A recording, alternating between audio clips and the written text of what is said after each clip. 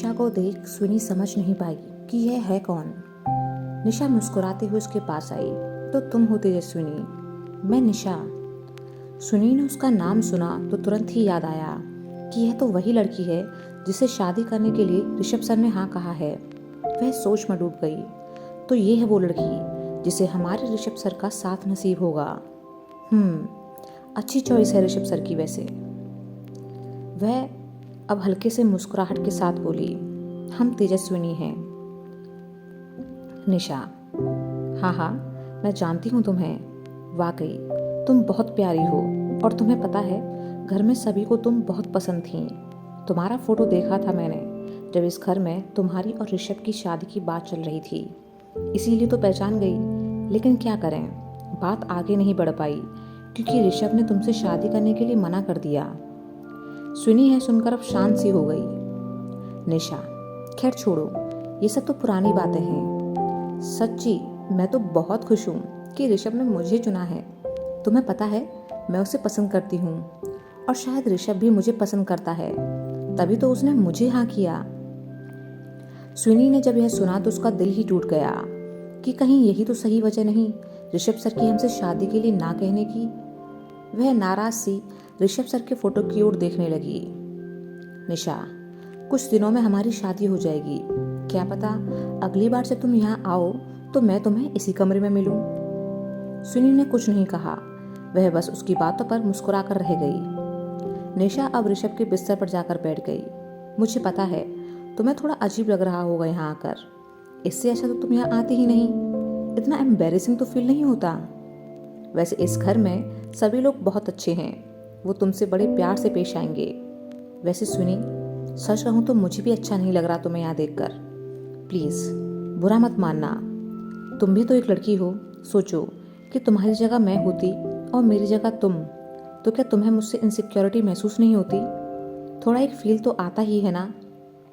मेरी बात का बुरा मत मानना, लेकिन जो सच था मैंने तुमसे कह दिया। सुनी, नहीं, आप अपनी जगह सही हैं, हम समझ सकते हैं। निशा, वैसे तुम्हें बुरा तो लगा होगा कि इतने अच्छे लड़के ने तुमसे शादी के लिए मना कर दिया, वरना इतना अच्छा पति और ससुराल कौन नहीं चाहेगा। सुनी ने अब निशा को नज़रअंदाज करना बेहतर समझा।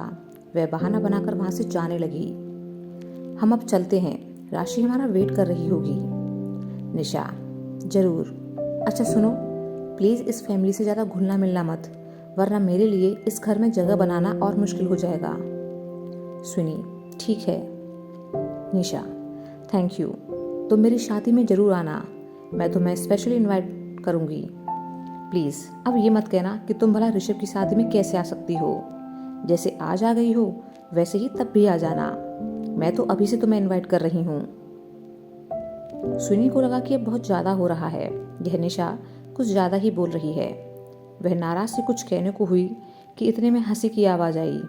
दोनों ने कमरे के दरवाजे की तरफ देखा तो वहाँ पर तारा खड़ी थी। सुनी तारा की मौजूदगी से एक बार फिर थोड़ा असहज हो गई। वह कंफ्यूज थी कि आखिर ऋषभ सर ने इनसे बचकर रहने के लिए क्यों कहा था हमें। क्या ये सभी को तंग करती हैं? लेकिन ये तो काफी स्वीट लग रही हैं। तारा हंसते हुए अंदर आ निशा के पास बैठ गई। उसने सुनी को हाथ पकड़ अपने पास बैठाया। आओ बैठो ना, इसे अपना ही कमरा समझो क्योंकि घर तो तुम्हारा पहले ही हो गया है। राधा माँ ने सबके सामने कहा ना कि तुम भी इस घर की सदस्य हो। तारा ने अब निशा की तरफ देखा। यार निशा, थोड़ा सब्र करो, इतनी भी क्या जल्दी है तुम्हें शादी की? तुम तो इनविटेशन ही देने लगी पहले से। ऐसे ही शादी थोड़ी होती है, कई चीजें देखी जाती हैं। जैसे अभी तो कुंडली मिलाई जाएगी, फिर मुहूर्त निकलेगा और उसके बाद शादी होगी, तो अभी इस सब में काफी वक्त है। तभी तो माँ ने भी अभी तक किसी को भी नहीं बताया कि तुम्हारी और ऋषभ की शादी का सोच रही हैं। पहले सब कुछ तय तो हो जाने दो। भूलो मत कि फ्यूचर का कुछ नहीं पता किसी को। भगवान ना करे कल को कुछ ऊंच नीच हो गई और तुम्हारी ऋषभ से शादी नहीं हो पाई तो तुम्हारे लिए कितना ज़्यादा एम्बेरेसिंग हो जाएगा ना। इसलिए प्लीज़ मेरी सलाह मानो, जब तक तुम्हारी और ऋषभ की शादी की तारीख तय नहीं हो जाए तब तक किसी से कुछ भी मत कहो।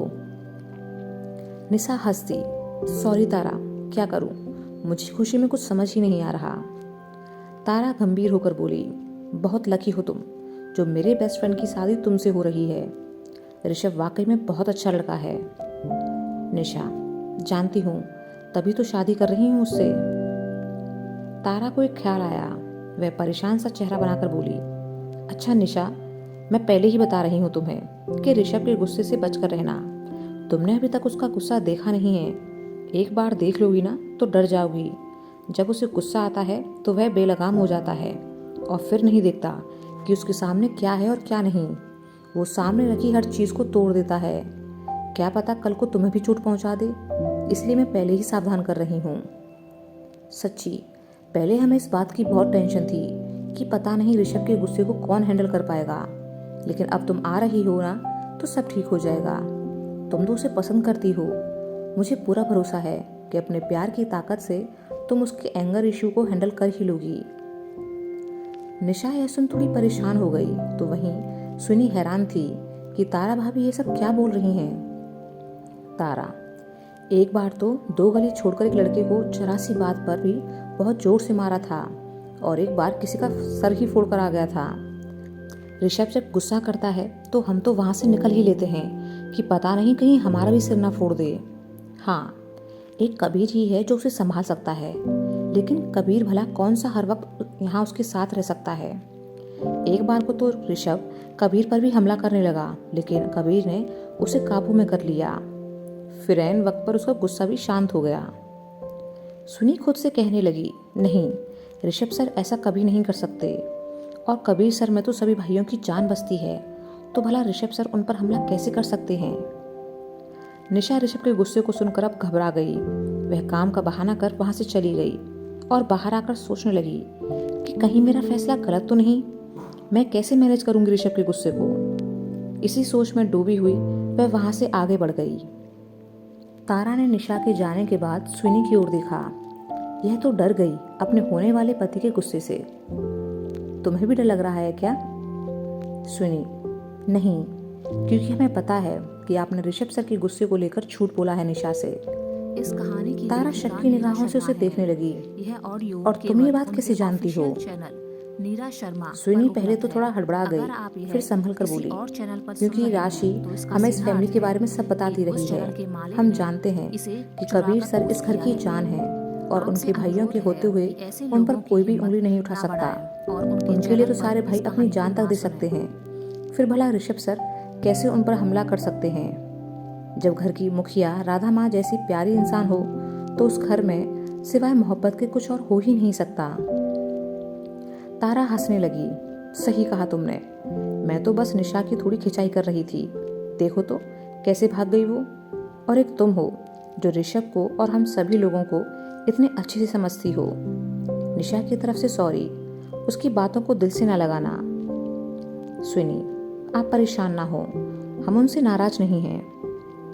दोनों कुछ पल के लिए शांत हो गईं। तारा ने सुनी की तरफ देखा, जिसकी नजरें एक बार फिर ऋषभ की तस्वीरों पर जा टिकी। तारा, स्मार्ट है ना मेरा दोस्त? सुनी हल्के से मुस्कुरा दी। हाँ, बहुत स्मार्ट है। तारा अब उसका मन टटोलते हुए बोली, तुम तो पहली बार देख रही होगी ना ऋषभ को, मतलब यहाँ इन फोटोज में।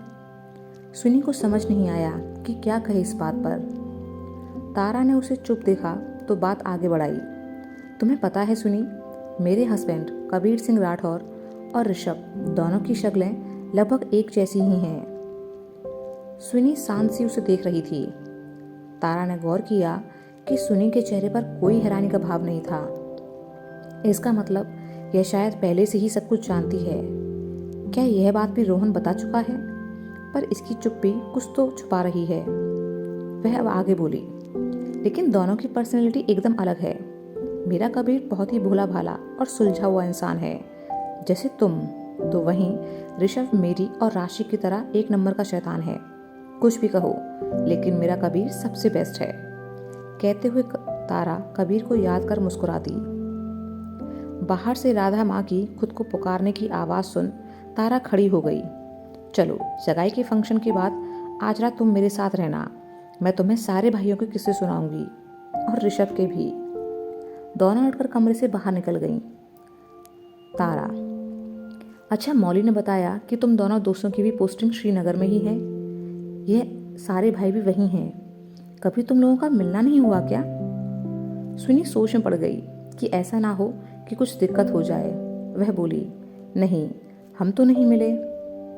सगाई का फंक्शन शुरू हो चुका था। सभी खूब मस्ती कर रहे थे। राशि ने सुनी का उदास चेहरा देखा तो उसे अपने पास बुलाया। क्या हुआ? किसी ने कुछ कहा क्या? सुनी, नहीं, हम सही हैं, तुम बस अपनी सगाई पर ध्यान दो। राशि, ऋषभ सर की याद आ रही है? सुनी ने हाँ में सिर हिला दिया और रुआसी होकर बोली, बहुत ज़्यादा। राशि यह देखकर उदास हो गई। उसकी नज़र दूर खड़ी निशा पर पड़ी तो सुनी को उसकी तरफ इशारा किया। ये लड़की कौन है? तुझे कब से घूर रही थी? कहीं यह निशा तो नहीं? सुनी हंसी। हाँ, यह निशा ही है। हमें देखकर इसका ऐसा रिएक्शन लाजमी है। राशि, बाकी सब तो सही है, लेकिन अगर इसने तुझसे कुछ कहा तो मैं इसे छोड़ूंगी नहीं। वैसे तू कहाँ थी? सुनी ने उसे सब कुछ कह सुनाया। राशि समझ गई कि लोगों को इतना तो पता चल ही गया है कि हम भी श्रीनगर में हैं। अब बाकी हिंट मैं इन्हें दे दूंगी, लेकिन कैसे? सुनी के सामने तो नहीं बता सकती। कबीर ने जय को बुलाया। दूसरों की सेटिंग करते रहोगे या कुछ अपना भी करोगे? जय, मेरे लिए तो आप हो ना। मेरा जो भी करना है वह तो आपको ही करना है। एक बार मिशन पूरा हो जाए उसके बाद आप सिन्हा सर से बात कर लीजिएगा। बस कैसे भी करके उनसे हाँ कहलवा दीजिएगा प्लीज़। कबीर, तुझे ऐसा लगता है कि वो ना करेंगे? जय, उनके साथ मेरा एक्सपीरियंस अच्छा नहीं है ना, इसलिए उन्होंने मुझे शरारत करते हुए पकड़ा है और पता है कि मैं कांडी हूँ। अब ये सब जानकर कौन अपनी बेटी का हाथ मेरे हाथ में देगा? कबीर हंसने लगा। ऐसा कुछ भी नहीं है, सर जरूर हाँ कहेंगे।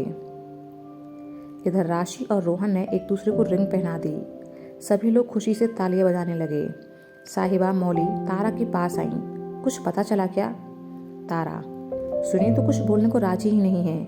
इन भाइयों ने हमारे पेट में दर्द कर दिया और खुद गायब हो गए हैं। समझ नहीं आता कि क्या करूं। राधा माँ उनके पास आई। यहाँ क्यों खड़ी हो? चलकर राशि रोहन के साथ फोटो क्लिक करवा लो।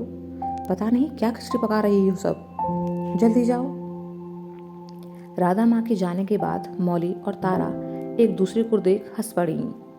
तारा, राशि को तो हम भूल ही गए। मौली, वही तो, वो ही है अब जो हमें सच बता सकती है। साहिबा, तो चलो फिर राशि से पूछने, मेरा मतलब है उसके साथ फोटो क्लिक करवाने। तीनों खुश होते हुए राशि रोहन के पास गईं। उन्होंने सुनी को भी बुला लिया। सभी ने मिलकर फोटो क्लिक करवाई, लेकिन राशि से पूछने का मौका ही नहीं मिला। उन्होंने रात में राशि से पूछने का तय किया।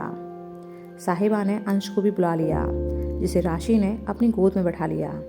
वह अंश को देख कुछ सोचकर मुस्कुरा दी। बाद में जब राशि, तारा, मौली, रोहन, नमन, मुग्धा, साहिबा और निशा एक साथ खाना खाने बैठे तो राशि ने अब अपना काम शुरू किया।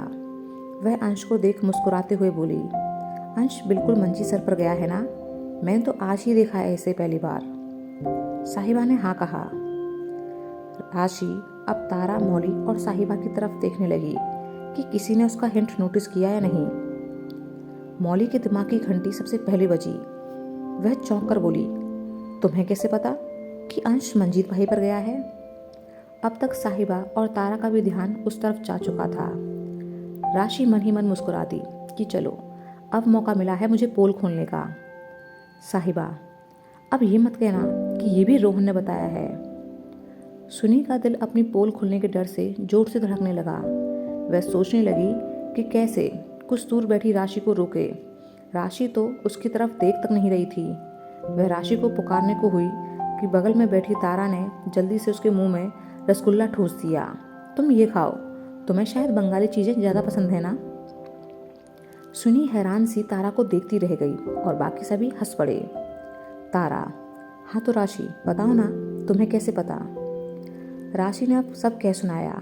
पता क्यों नहीं होगा, हम सब साथ ही तो हैं श्रीनगर में, और तो और हम लोग तो वहाँ पड़ोसी भी हैं। सारे भाई बहुत अच्छे हैं, लेकिन ऋषभ सर को तंग करने में मुझे बहुत मज़ा आता है।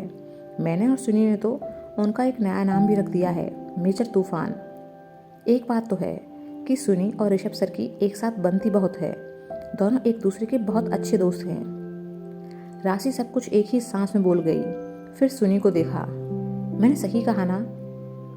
बाकी सभी तो अचंभे से देखते रह गए, लेकिन सुनी गुस्से से खा जाने वाली नजरों से राशि को देख रही थी। मौली अब शरारती लहजे में तारा से बोली, अपना ऋषभ भी तो बंगाली है ना तारा? निशा जहाँ शांत सी बैठी रह गई, वहीं सब हंसने लगे। सुनी का चेहरा शर्म से लाल हो गया। तारा, मौली, साहिबा एक साथ बोली, ओह, तो ये दोनों दोस्त हैं। राशि सोचने लगी कि चलो, उसका काम हो ही गया। कसम भी नहीं टूटी और सच के करीब भी ला खड़ा किया इन्हें। सुनी अब जल्दी से वहाँ से उठकर चली गई। वह ज़्यादा दूर नहीं गई थी कि सामने खड़ी राधा माँ से टकरा गई। उसने देखा कि राधा माँ की आंखों में कुछ सवाल थे। वो भी राशि की बातें सुन चुकी थी। सुनी अब हर तरफ से खुद को फंसा हुआ महसूस कर रही थी।